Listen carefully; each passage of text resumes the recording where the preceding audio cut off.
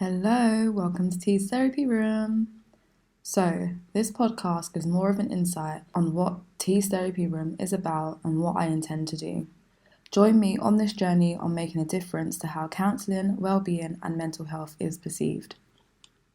First of all, T's Therapy Room it's a platform to promote wellbeing and mental health. As I've qualified as a counsellor, I want to be able to make counselling a bit more accessible for people of our generation and people of our backgrounds, people that wouldn't really go out of their way to kind of seek the support or counselling. Yeah. So I kind of want to create a platform where it's not so official and not so scary and just allowing people to see like a better side of it. And obviously I want to do that by doing these podcasts. So I want to kind of cover all these topics around therapy. So like what would be discussed in therapy, the kind of things that will make people go to therapy, that kind of stuff, and getting like different people's opinions. So that's what the podcast will be about, to kind of share those opinions and allow others to see that it's not all black and white. Like everyone does think differently, and there's people out there that you probably could relate to as well. Obviously now social media is very different. It doesn't really portray that side of things. Everything is like perfect and happy and amazing, and people think that that's how people's lives actually are, when the reality is everyone is going through something. So I feel like, I want to be that voice and let it be heard to everyone. Sounds good. So that's the podcast side of things. I'm also looking to do wellbeing training in the workplace for members of staff, to kind of make them stop and have the moment to think about their wellbeing and how that impacts work, or how work might impact their wellbeing, and just figuring out ways to kind of manage it and work better with it. So I'm in the process of putting that out as well, so we'll see how that goes. Exciting. That was a non-scripted moment, can I just say? Natural synergy. So I think that's kind of like the main side of it. And then I also want to take it into schools as well. So teaching young people from a younger age, then we kind of picked it up about, looking after yourself, looking after your mental health, being mindful of your mental health, being mindful of your well-being, and being kind to yourself, and managing these, situations, especially the emotional ones, because in school you don't really get taught how to deal with certain situations. Yeah. And sometimes you just have to learn the hard way, because you can't really prepare people for bad situations anyway. So it's like, when it does occur, being able to be aware of your reactions and your thoughts and your feelings in relation to the situation, and deal with it appropriately. So those are like the 3 avenues that I kind of want to go down.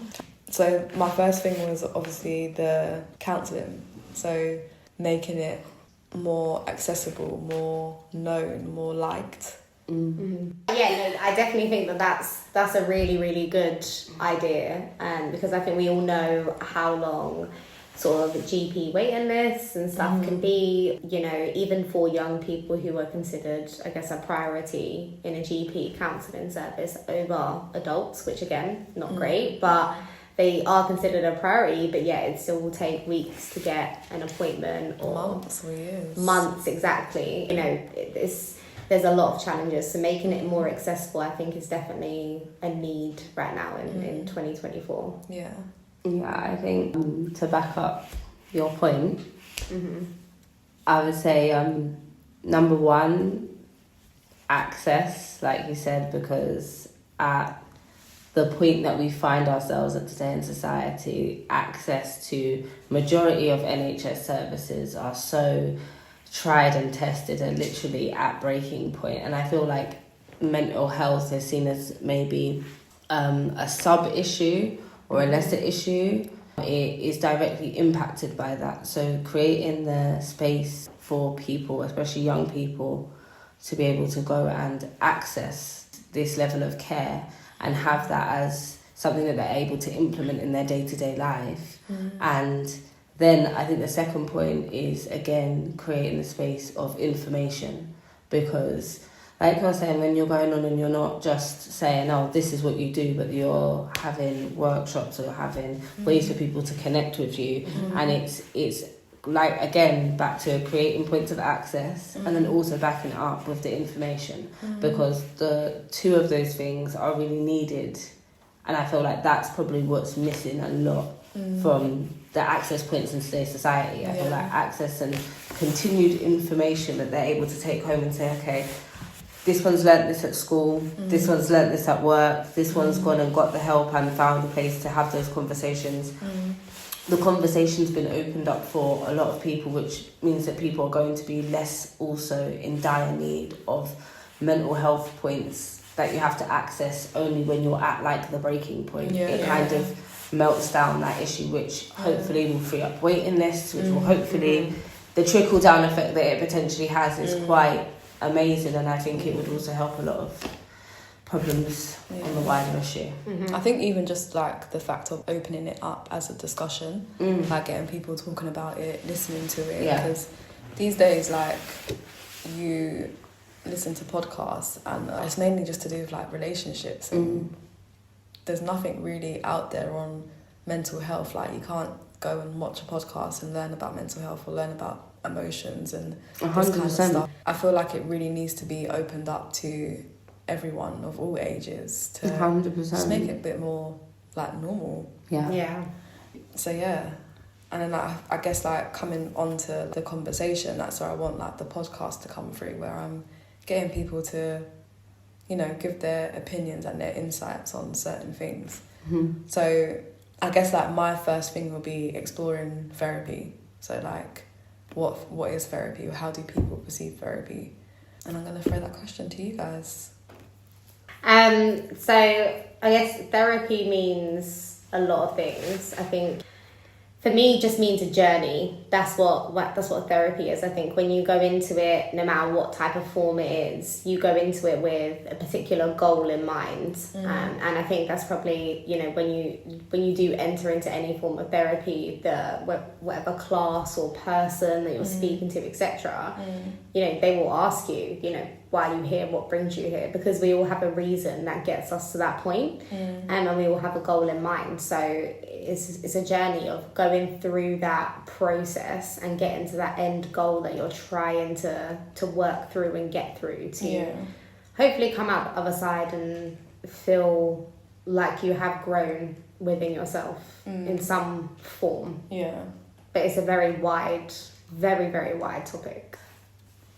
I feel like creating space where people feel comfortable to have those conversations to hopefully alleviate some further stress, so they can go back and be as productive in their regular lives as possible.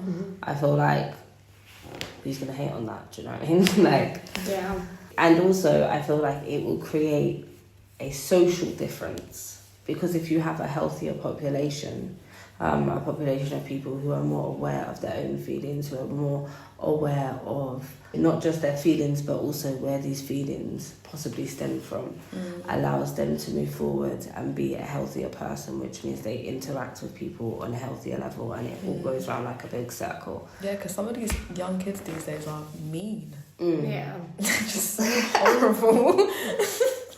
No, they are. It's just like when I think back on our generation, I don't feel like we were that bad, and I don't feel like we experienced what the young people are experiencing now. Like, our levels of craziness wasn't on the levels it's at now. Do you know what I mean? Like, ours are still very much quite innocent. Well, we were still very much kind of sheltered though, weren't we, growing up? Like, we were probably the last generation that grew up with like cable TV and dial-up internet. But that's what I feel like that's just revolutionised everything, because I feel like you said, what we was doing back in them days was not what they're doing. Not to these levels. But listen, I feel like every generation is naturally going to find a way to do its little thing, do you know what I mean? In the capacity in which you could do it. And obviously, you give a bunch of kids that... You have to remember how we were when we was this age, everything's life exciting, isn't it?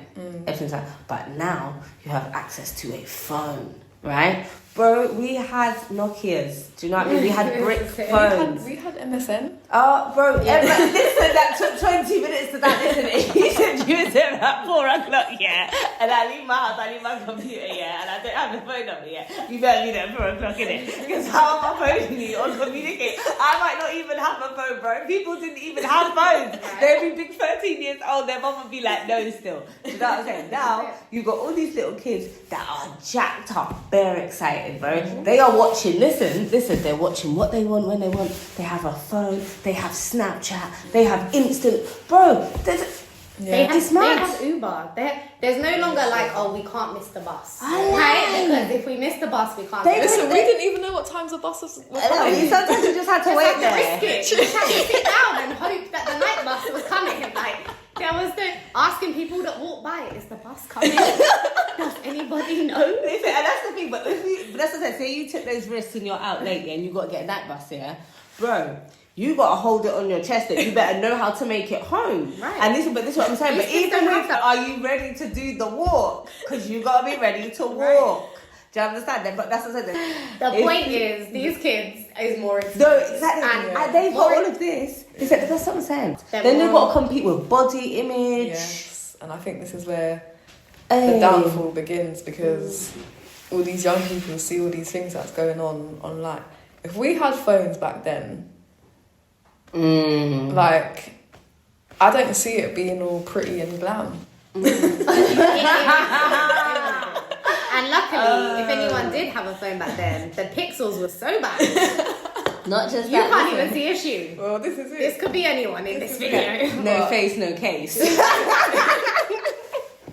Not me. But Not me. It's like the way things are now. Because like even back then, I'm trying to think, when we were younger, there wasn't really anything on people trying to have like big bums and sort of, like, no one was trying to be skinny. Skinny, yeah. It was in to be skinny and stick thin. Yeah, and it's like now it's changed and it's just got worse. Like everyone wants to have these filled lips and the Botox and the boobs and the butt and do you know what I mean? And it's like, and veneers. Yeah, veneers. We'll talk about this in the car. Yeah. Hate them. And it's like, but this is like such a norm now. I know. Yeah, people just go and get their teeth all shaved down. Yeah. And even that, like, I know it may seem extreme, but I'm like, I can't understand what gets someone to that point. Like, there's so many other things you can do to your teeth. You know, you don't have to actually shave down your one set of teeth that you have, right? Yeah. It's not. There's no undoing that. But this is what society has pushed them to believe is the norm. Like, everyone does it. Everyone goes and gets it done. Yeah, and then if you don't have it done, then that's when it strikes as like you don't fit in, or you're not pretty, or you're not good looking enough. 100%. But that's what I'm saying. It's like, it's now, we just had to, like, I'll be honest with you, I was even saying this the other day. If you put on, the music channel, right, and music videos come on from when we were kids, video girls, obviously they're pretty in that, but they still look like real girls. Yeah. They have, like, they look like normal people. Do you know what I mean? Now, they don't look like normal people. And I feel like that is a very difficult thing for you as a person to kind of grow up in the world mentally. By the time that all kind of happened, I feel like for us, we're kind of lucky because we'd already kind of shifted into going into our adult kind of mentality on certain things. Yeah. But I feel like if you're growing up, like you said, I remember, like you were saying, like, obviously people wanted you to just be like thin. But there was a point where you just had to become, but you're force fed it from a media standpoint, but you're not watching it when you get home, you're not scrolling through it. You're not always thinking about, not watching videos on TikTok of how to have like no waist and, do you know what I mean? Yeah. So you just have to accept, I ain't gonna be thin. Yeah. You just have to deal with it. Yep. Do you know what I mean? But you can't, I feel like if it's constantly pushed at you from all angles, and then that's what all the conversations about it, it's difficult because I feel like teenage years are hypersensitive anyway. how everything is going on, all the kind of everything is extra foundations. emotional. Yeah. Everything is extra dramatic to you. Yeah. You know, literally everything is the end of the world to you anyway when you're a teenager. So throw in Snapchat, Instagram, and just unrealistic expectations of the world, of relationships, of your body, of how you should be and what you should wear and of your job. Yeah. Yeah, it's ridiculous. And then it just leads to young people then going into depression and self-harming and doing all these very negative things to cope with the stresses of today. And like even with that, it's like when young people do go through this stuff, they're very unlikely to share it with other people. Like they don't share it to an appropriate adult or anything like that, and things just manifest. And I guess that's where I want to come in, where I'm going into schools and doing workshops around it, because I feel like in school I guess things have changed now, but we don't really focus a lot on mental health. Young people don't really understand mental health. They don't understand, you know, what they're going through, their emotions, how to handle them, how to process them. They just kind of feel like they have to get on with it. And I guess that kind of somewhat does pull down from our generation as well, because we've come from a generation where you have to get on with it. So there's no like being upset about it, that kind of stuff. It's like, keep it moving. Do you know what I mean? So I think obviously that's the thing, but because everyone's breaking point is different. So it's hard to identify as like one specific point in time or one incident or one. I feel like it just depends on the kind of person you are to begin with, because if you're someone who thinks, oh, I've got to get on with it, it's not going to not that it's not going to impact you as much, but it might take more for you to feel that you can't deal with it or you need to access help to deal with it. And I feel like, but that's also, I think, one of the problems when it does come to really being able to, for people to feel comfortable to speak about mental health, because it's not at one set time, it's not through one set experience. It's one of those things that can be triggered by something particular that's going on in your life, and you have to really feel comfortable about opening up about whatever the nuances are. People don't always want to address certain things publicly or openly because we already know there is going to be levels of maybe judgment or chastisation or maybe being even like a bit condescending. And I feel like until we can really remove stigma away from the things, like, because I feel like sometimes people be like, oh yeah, mental health, but the actual stigma that's associated with it is why I feel like people have a dissidence from it. So if we can really try to navigate and maybe, I don't want to say like embrace the stigma, but like it's kind of like changing it almost, completely, that's the thing, completely altering it into what it is, you know what I mean? Because I feel like once you're able to do that, then people are going to feel more. How do you feel like that can be done though? I think that's where the issue is. Oh, I don't know, I'll be honest with you. Just an idea. Definitely. So give me an idea. Definitely innovative. But I'll be honest with you, I feel like it's one of those things that, again, this sounds so politician-y, but it's one of those things that can only be done over a certain time. And I feel like the work has already started, because I see in the younger ones from us, there is much more open conversation about these things. I mean, I'm not saying it removes the difficulty or everyone feels, because reflective of the access as well as some of, I would just say probably just widespread over the UK at this point.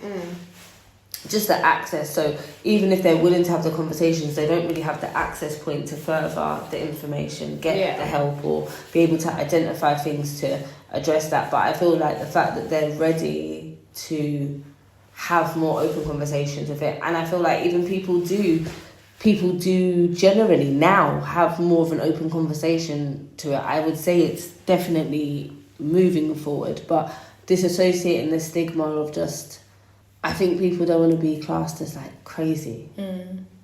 whatever that means, because that's going to mean a whole range of different things. Yeah. To people, but Because if we look at stigma from when we were younger, if you accessed mental health. Yeah, literally. Yeah. If you accessed Sounds counselling or crazy. there was any talk about mental health, it was like, Oh no. Yeah, it's too much. That's what I'm saying. It does, exactly. See exactly what you do. You go, yeah. do you know what I mean? Yeah. But why? Let's be real. Why? It's not when you really break it down. It's not something that it's the same as basically going to the doctor for like a physical checkup. Do you know what I mean? Mental health and wellbeing checking. You know, it's just something for you to go forward and know that. Oh, I've checked in every 6 months. Everything's ticking over all right.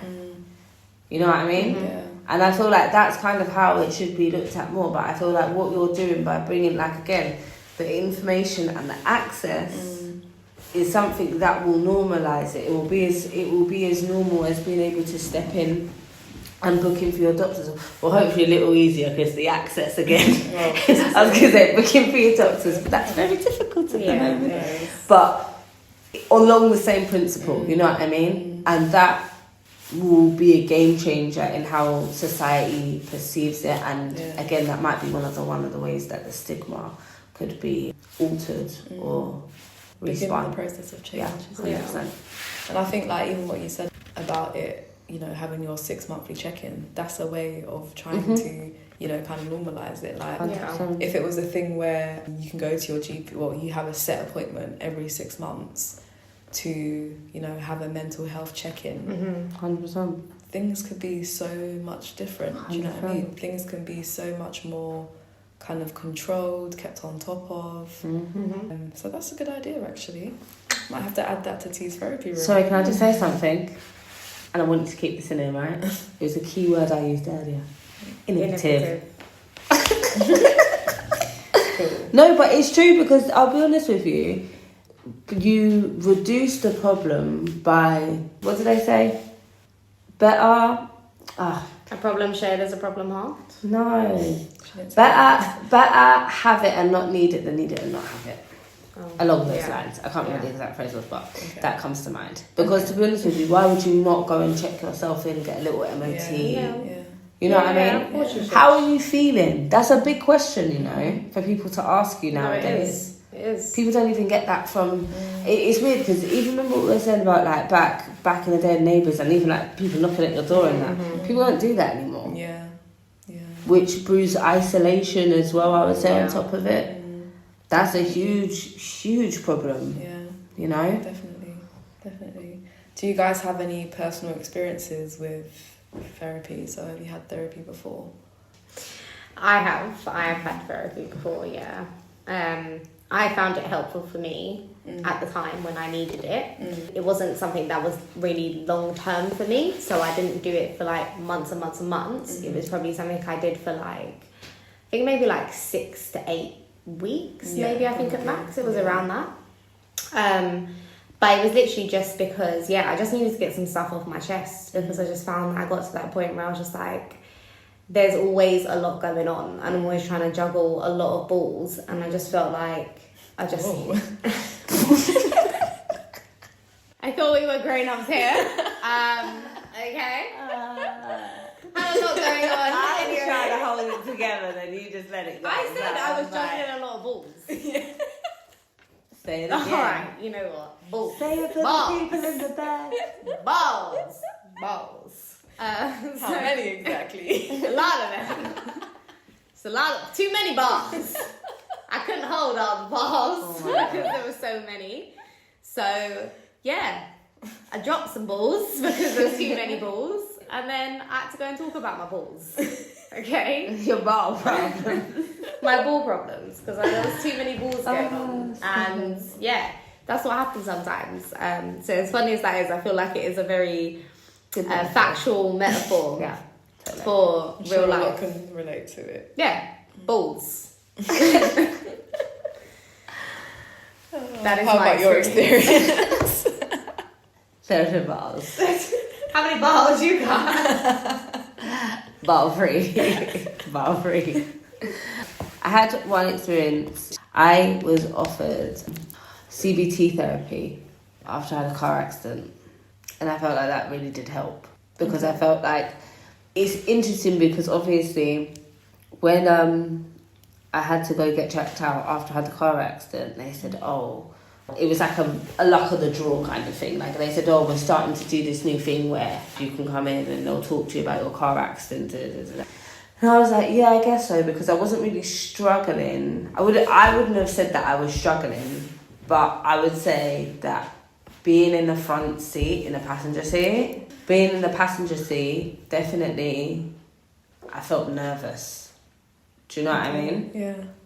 Like I was a little like, oh God, like, and it was ripping me out a little bit to a point. Not that I'm not gonna say that I didn't drive at all, but I definitely was driving less, and I definitely didn't feel as comfortable when I was driving. Okay. It took me like a while to really, you know what I mean?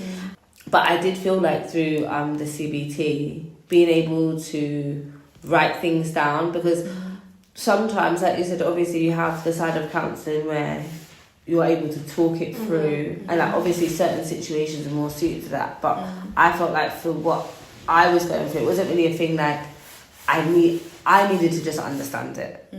Well, that's what I felt like I needed. Anyway. I felt like it would be more beneficial for me to be able to process it. Everything that they told me that it was going to be was about processing it, getting it out of your system, reviewing it, and then you can make a decision, like a cognitive decision based on everything that you've kind of done. And then you'd have, they'd phone you like once a week and sort of ask you what you've written in like a pamphlet, basically, right? And I felt like that for me was like very, it didn't 100% fix it, but I felt better because I was given the tools to kind of, although it's not like crazy traumatic, emotional, all of that, it was something that kind of really impacted my life. Yeah. And then there was a way I was shown to go through my own brain, process it, review it, reflect it, come to a decision based on the information and facts that I have given myself. Yeah. And I think teaching yourself how to do that is a very powerful thing, because then you don't feel stuck in another situation. You know what I'm saying? Imagine being taught that in school. That's what I'm saying. Like, you can do whatever. You can do whatever, because even though you may still experience hardship, you're given tools to already negotiate yourself out of it. Do you know what I mean? You don't have to feel stuck in it. You can process your feelings. And I feel like for a lot of people as well, the act of writing stuff out and just sort of having a free mind to pen moment is very therapeutic in itself. Yeah, it is. Yeah. You know? It is. I think as well, for me, journaling is something that I've picked up on a lot more recently, especially after what happened in 2023 and going through the process of like, rebuilding life again. I found it so much more useful to write things down on paper, because I just couldn't really keep things in my head. Everything was just all over the place. And I feel like when you had it on paper, it's like you were able to kind of organise it. Yeah, a little 100%. bit and like understand it a little bit more, put things into more perspective. And I feel like it really helped me with being able to articulate myself and understand my feelings and know how to express them and that kind of stuff, and being mindful of when I felt a certain way, and it just really helped a lot. Yeah, 100%. I've had therapy before, and you know, I do believe that therapy is something that is very beneficial when you're going through stuff. But for me, what I found was when it got to the really hard points of the things that I was dealing with, I couldn't go no further, and I would stop therapy because I felt like I wasn't ready or I wasn't able to deal or dig further than I was already. Yeah. But for me now, I feel like if you don't take that extra step, you're going to continue repeating the same cycles. 100%. Yeah. Making the same mistakes 100%. and living the same life. And I feel like I've come to the point where now that I understand that, I'm happy to kind of step out of my comfort zone a little bit and do the things that I kind of need to do, or that I should do, or that I should try even. It might not work 100%. out, but I can't stay in that headspace. Yeah. That past forever, because it doesn't really get you anywhere. Where was I going with this?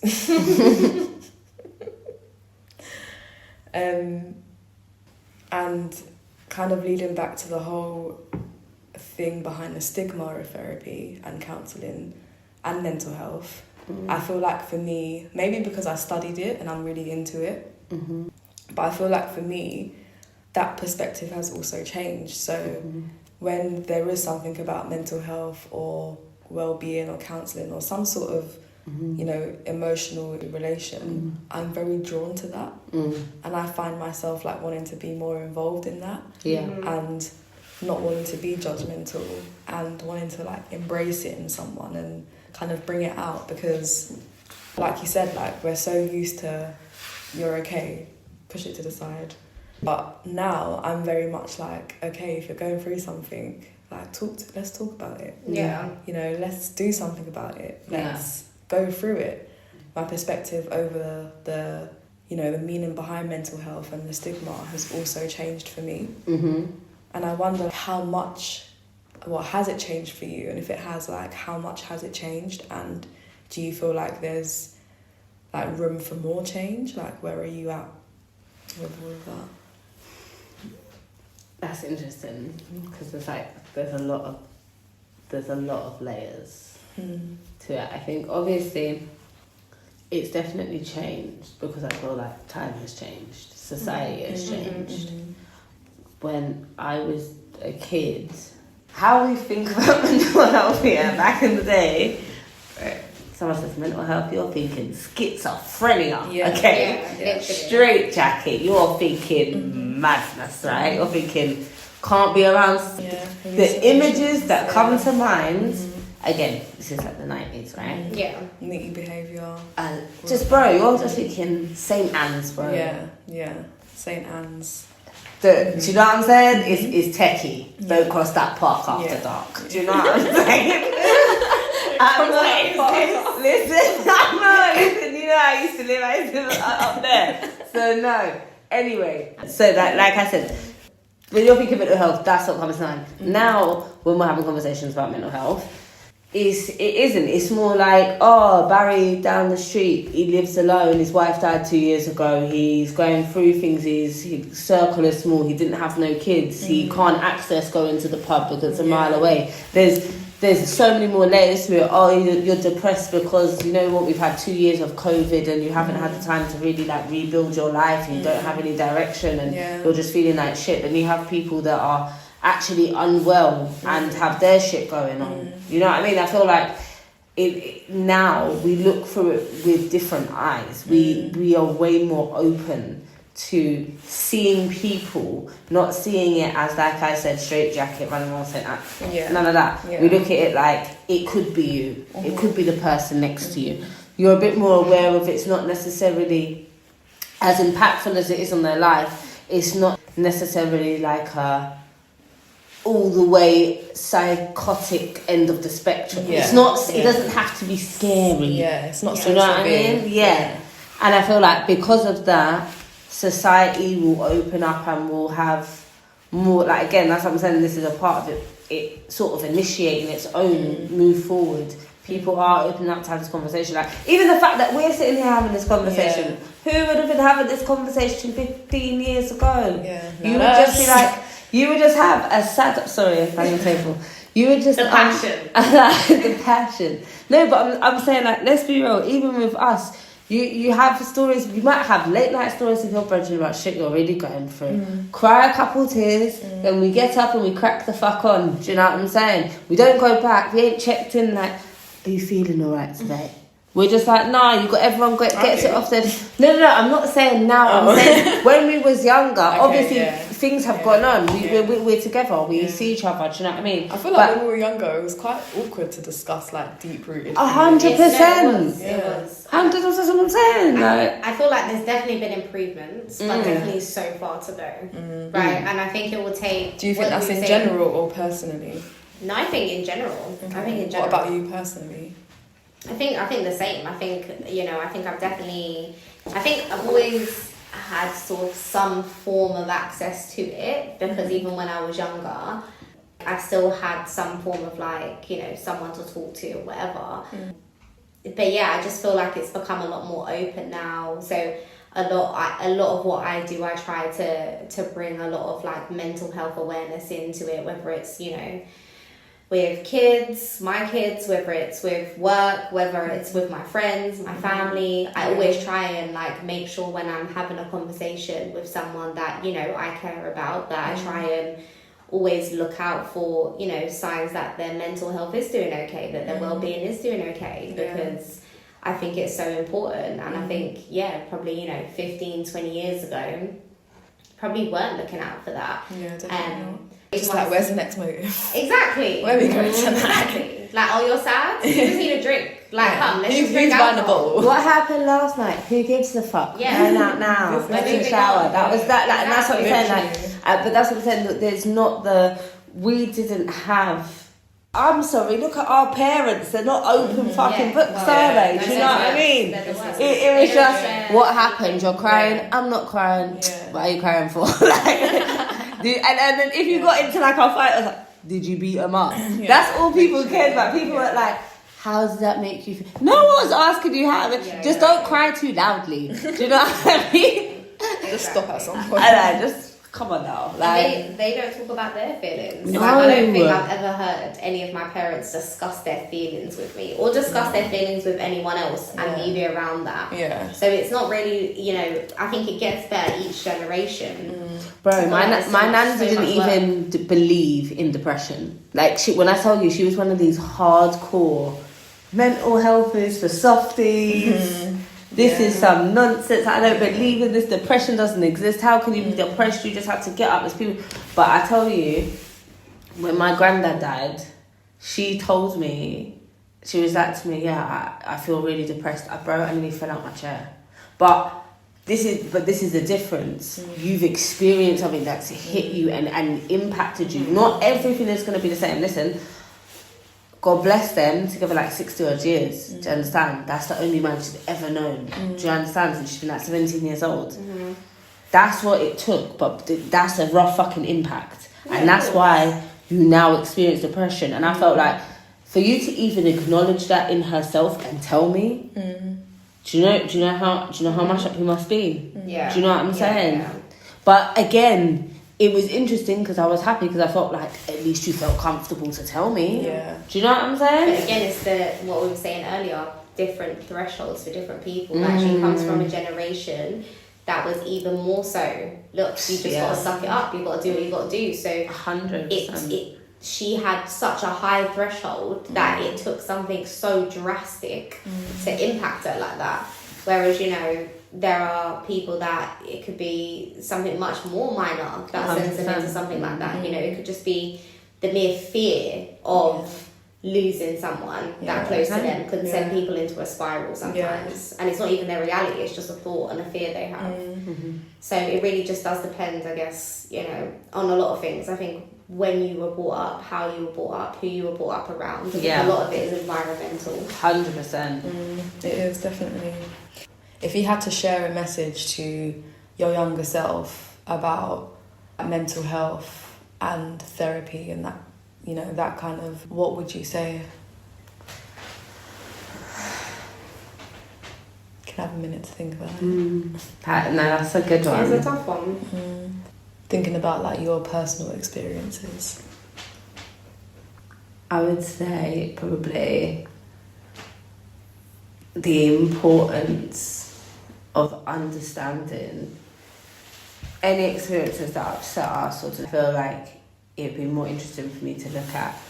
Again, it's difficult because it's like, at that age, are you going to understand necessarily what your triggers are? Because maybe your triggers are just now getting exacerbated in this fashion because of the dynamics of friendships or relationships or whatever that you haven't really had before. But I would say try to always trail it back, like before we have like an irrational thought or feeling, or maybe even just an exacerbated feeling, like I feel anxious going in here. Why do I feel anxious?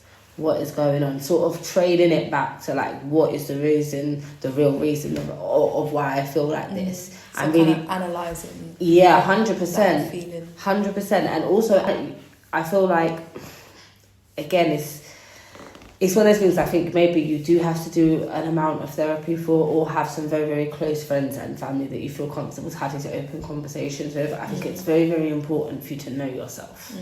I feel like it's very important for you to not just know yourself, but understand yourself. Know how to say no, know how to say yes. Don't feel boxed in, or that you have to be what other people maybe want you to be. I think that these are very, but again, I feel like it's only through living through those experiences that you're kind of able to identify those things and able to look back and be like, oh, like, why did I do that? Or I have to do that. Like, do you know what I mean? Because I feel like naturally as you get older anyway, like I was saying yesterday even, like you do think, like there's certain times in life I feel like, I could have been a better person. Do you know what I mean? And I could, but if I understood myself more, and I understand who I am and why I'm doing this, I'm generally probably not going to do that. Of course. Or I'm generally not going to move like that because I have all of those, whatever the feelings are, I've identified them. So then I'm able to work and build. And I feel like for young people, it's like really before you really want to have mad advice, just do the work. Like I said, if you're bringing it into schools and you're having this at those like year 5, year 6, year 7, year 8, those still developing, when their minds are shifting and developing, you can build into them that structure that we've had to come away from situations, identify, backtrack. Do you know what I mean? Like, it removes all of that. It removes you having to go through life and just have to learn the hard way. You kind of have the building blocks of how to avoid the hard way. Do you know what I'm saying? But, yeah. I think for me it would probably be to invest some time on learning how to protect your emotions, and also trying to understand from an earlier age that not everyone will have the same outlook or heart or emotions that you have, because it's such a big thing for people, even adults, to grasp that, you know, everyone processes information differently, everyone hears information and receives it differently, and everyone deals with life events and changes differently. You know, as humans, biologically, we're not designed to deal with change well. We don't like change. It's not built into us. So a lot of times when we do have change in our lives, it's quite scary, it's quite emotional, and that can impact your mental health. And more so than a lot of the stuff that's actually happening. The actual physical change itself might not be a massive change, but if you don't know how to process it and deal with it, it can really get you in a really bad headspace where you start to overthink, and that can then lead into anxiety and all these other things. So I think it would just be to just take some time to work on protecting your emotions and safeguarding yourself. So when you do get into those difficult situations, it doesn't feel like absolutely everything is crashing down around you. You can kind of absorb the situation, process the information, and then sort of deal with it and then move forward. Yeah. I think my message would be to just slow down, and there's no rush to do anything. Experience things, like you have a whole lifetime to do so, and there's just... Bobby Valentino. Slow down. Slow down. It's so true. No, yeah, I think that's the main thing for me, because I feel like even the generation now, they're just, when you're at that teenage stage, you're just so in a rush to live that life and deal with these stuff and make all these decisions. And not to say, you know, at the end of the day, we need to make bad decisions to learn from them and, you know, kind of move on. But how quantifiable is the bad decision? Because it could be. But then it's like, if you're repeating those bad decisions, 100%. or if those bad decisions are not, you know, you're not learning from them, then it's a problem. 100%. And I feel like when we don't analyse that, and when we don't notice that, when we're not aware of that, we continue the cycle. 100%. So for me, it is just about slowing down, because you're gonna have a lifetime to do anything and Oh, everything you want to do. 100%. So, And I feel like that's, like you said, I think that's the other thing. I feel like there's already at that age such a rush to grow up. You're in everything, because everything's sort of like just out of reach. What seems to be the most greatest, exciting, I can, do you know what I mean? Yeah.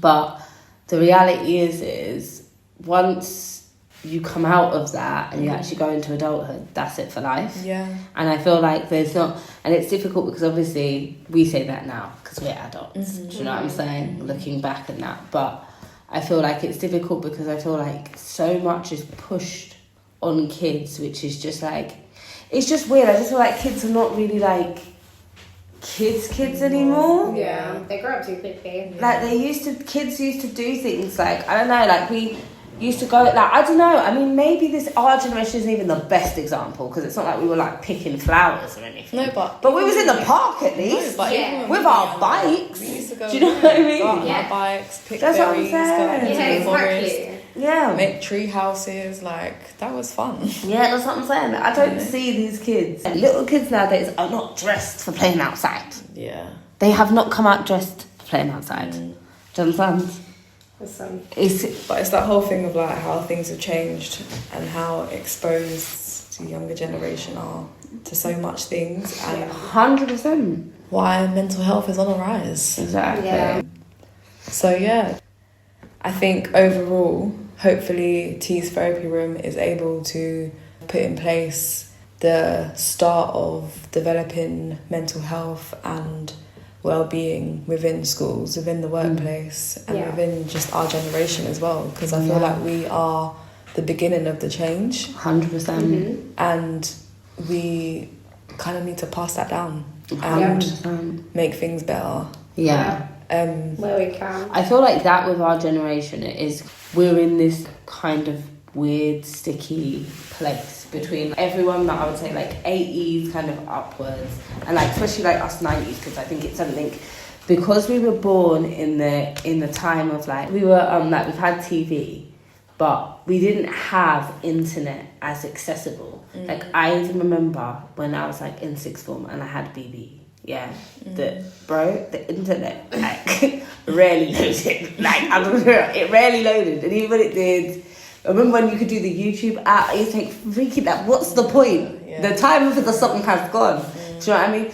Now I just feel like with all these influxes into their life that are beyond. Some of it is beyond parental control, because even whatever blocks you put on it, whatever searches you do, there can always be something else. Do you know what I mean? And I feel like because there's that, like I said, that influx of technology that's on them from everywhere, it creates so many more access points for them to be influenced or have heightened levels of anxiety, or not just that. I also feel like as well, the fact that they had to deal with those 2 years of COVID. Yeah. Mash up. The whole pandemic. Mash up. We didn't know anything about a pandemic until we Bro, exactly. A pandemic. Imagine I being didn't a know child these things and going existed through that. anymore. Yeah. I thought a pandemic was like the Spanish flu. Yeah. These were old world The things. olden days. The olden days. Not my lifetime. Not even my nan's lifetime. We're talking back in the generations. What we consider olden days, because the young people, they'd be asking me, in the olden days. I'm like, listen, have you been hit with an olden days? Yes. And I'm like, I wasn't born in the olden days. Wow. The olden days was like the 1800s. I can talk about the olden days. The olden days. We still had TV in my day. It's not the olden days. Literally. We had house phone. The audacity. We had TV, bro. Coloured TV. Listen, do you know, bro? She asked me. She said, was the TV in colours when you were a kid?" I was like, "Bro." Excuse me? Oh my god. It's always been in colour as long as I have been alive. This is as far as I know. This is it. No, looking at them like. So I guess just to wrap it up, I'm coming back to the whole our generation making that change and doing the little things that we need to do and implement into our lives and our kids' lives and so forth. I wanted to end it by asking you both individually, how are you doing?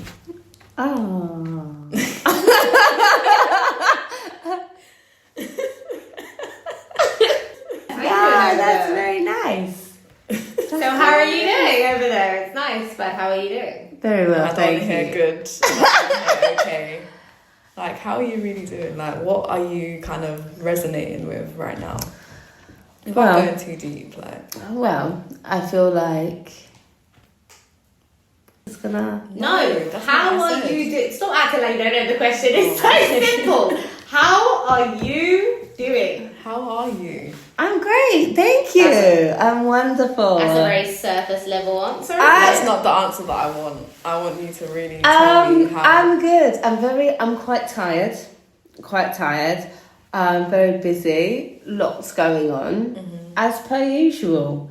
You know, but You didn't use one emotion in that sentence. Yeah. I'm feeling great. And I feel like you're giving me an 80s answer. And I need.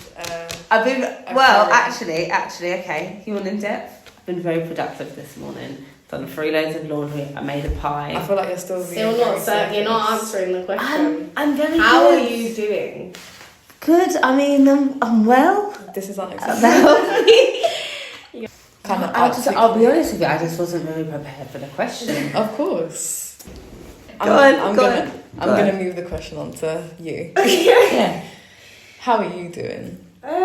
You know what? I'm actually doing all right. I would say a couple of weeks ago it was probably a bit rough for me because I had a lot of stuff going on, I think, in multiple different places. So at home and also at work. So I feel like when I have stuff going on in one or the other, I feel like it's very manageable. But I feel like when I have stuff going on in both, I'm like, oh my gosh, what is going on? And I just get a bit overwhelmed with emotions. And it happened to also coincide with that time of the month as well. So I was also overly emotional because of that. So I was not in a great place. But I think since then I'm doing all right. I've put in place probably my normal sort of coping mechanisms that I would usually put in place to kind of, you know, Get through. pull myself out and get myself through. So I'm doing what I need to do. But yeah, coping, living, surviving. But do you know what it is? I'll be honest with you. People don't really ask me that question a lot. Okay. So it kind of caught the me off problem. guard. That's the And then I had to That's think the about whole it. reason why I asked No, the I question. get that, but then I'm explaining. And then I had to think about it, and about 5 things rushed into my mind. And then I was like, shit. And then I was like, wait a minute, I don't know how to like narrow this down and articulate it. And that's why I was just like, I'm okay. Okay. Does that make sense? So maybe in that moment you should have said, I feel a bit overwhelmed because I just had a lot of thoughts come into my brain. You know what? You are right. But do you know what I've learned in life? This is why the therapy is good though. Because you have the space to have this conversation. Because generally, people don't really give a fuck. Do you know what I'm saying? So you just kind of have to push on. You might not be used to someone asking you how you are doing generally. Yeah. And that's just a reflection for you. And it's okay to be in the space that you're at now. And, you know, especially you saying that it's not something that you're used to answering. Yeah. Which is totally okay. And we're still in that process of kind of learning how to process these things. 100%. And we're all on different journeys at the end of the day. Yeah. Yeah. And I guess that's where, you know, we're still going through it. Yeah. And we're still learning, we're still developing, we're still changing in this area. And I just hope that this platform can be a space where things like this do come up. Do you know what I mean? And knowing how to kind of deal with that. Yeah, 100%. So I appreciate both of your answers. Thanks. And yeah, that is Thank that is you. that.